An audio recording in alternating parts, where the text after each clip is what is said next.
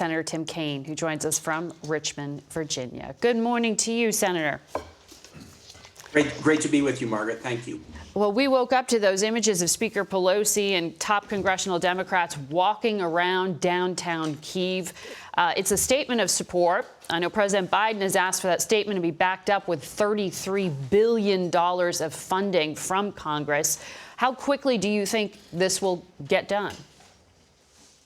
Margaret, we'll turn to it as soon as we get back to the Senate tomorrow. And I think we need to push it very, very quickly.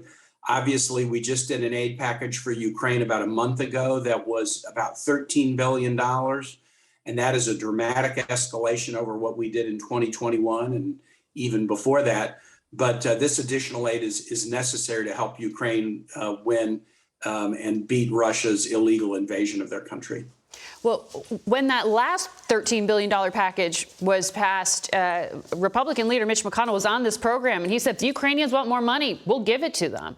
You don't hear Republican leaders say, ask me to spend more, but that's exactly what's happening here. So for Democrats, when you try to push this through, can there be a commitment to just having this be a standalone aid package to Ukraine, or does it have to be paired with things like COVID funding? I don't think it does, Margaret. You know, you follow the Hill pretty carefully. The procedure of where you put bills together or separate them is quirky and sometimes unpredictable.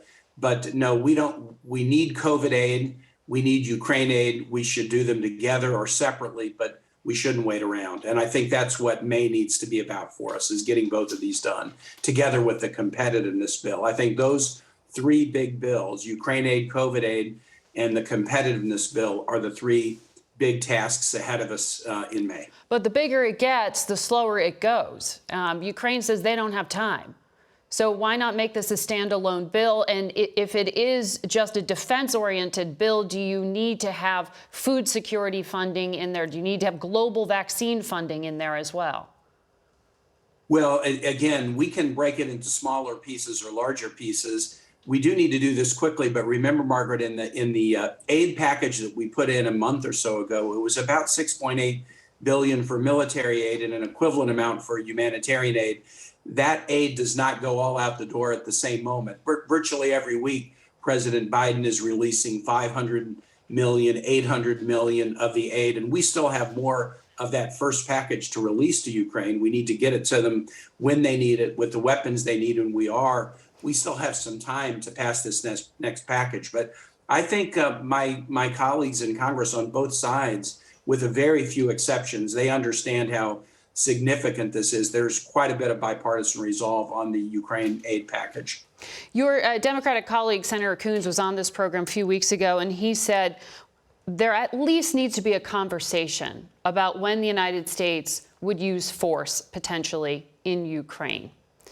Do you think there needs to be a discussion of authorization of use of force?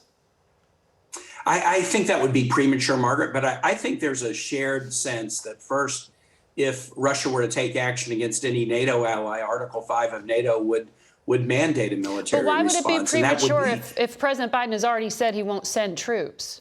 He's already set a line. Yeah, but he's also said that use of nuclear weapons or chemical weapons could alter the equation. So right now, the status quo is we are providing massive amounts of aid to Ukraine, both the U.S. and NATO allies and others. If there were to be an invasion of a NATO country, a kinetic or even a cyber attack, or if there were to be use of chemical or nuclear weapons in Ukraine, that would change the equation. But for now, I think the right strategy is to flood the zone with military and humanitarian aid. Okay. One of the issues when it comes to COVID aid, as you know, this has gotten fairly tangled, but what may happen at the U.S. border and the potential expiration that's slated for the end of May of Title 42, which is pandemic regulation that allows for asylum-seeking migrants to be denied immediate entry. Is there a way around this roadblock? Do you see it inevitable that there will be a vote on Title 42? I think it will, Margaret. We need a vote on the COVID aid package, and Republicans have made plain that they want to vote on Title 42 as part of a discussion about COVID aid. I am a strong believer, whether I'm in the majority or minority, that there ought to be amendments and we ought to allow votes on amendments on the floor. I worry a little bit that sometimes majority parties, Democrat or Republican, slow walk legislation to try to avoid controversial amendment votes. But I'm elected by Virginians to vote on things, controversial or otherwise. And if after 28 years in office, I can't explain a vote on something, I'm not very good at what I'm doing. So I think we'll have a COVID aid package vote soon in May. And I think the Republicans will ask for a Title 42 amendment vote as part of it. And we ought to, see what the amendment is and then vote it up or down based upon whether it's a good amendment or not. But you've also been somewhat critical of the Biden administration's plan to allow for that border health restriction to expire at the end of May. When's the right date?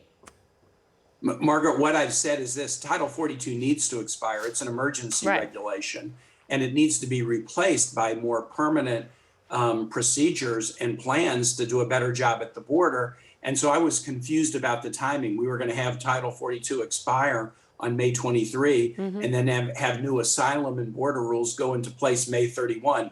I was just confused with the administration's messaging about this. But is it clear DHS now? laid out a pretty DHS laid out a pretty comprehensive plan last week with 6 pillars: flooding personnel to the border, which they're doing already, preparing for use of expedited removals for individuals who can't make a credible claim for asylum, for example, more work in Central America to help their economies grow so that the push of poor economic conditions leading to migration will abate. DHS has now laid out a plan.